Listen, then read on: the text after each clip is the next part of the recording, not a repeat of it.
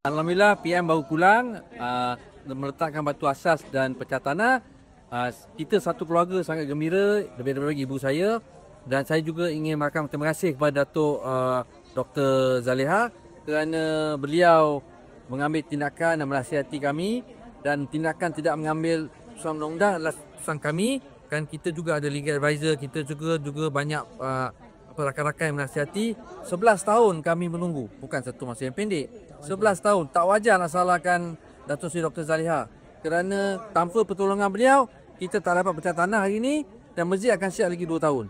Tapi kalau kita go to proses undang-undang, 10 tahun lagi pun belum tahu. Saya pun tak tahu saya ada lagi ke tak. Kan, ini umur mak pun mungkin tak ada lagi dah. Mak saya pun dah 75.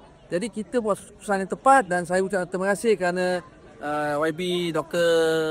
Zaliha kerana menolong menyelesaikan isu ni dalam masa 1 tahun. 1 tahun setengah lah maksimum dia selesaikan isu ni. So kita rasa masjid juga akan siap dalam 24 bulan, masalah pun dah selesai, everybody are happy. Ini satu kejayaan lah bagi saya, satu keluarga.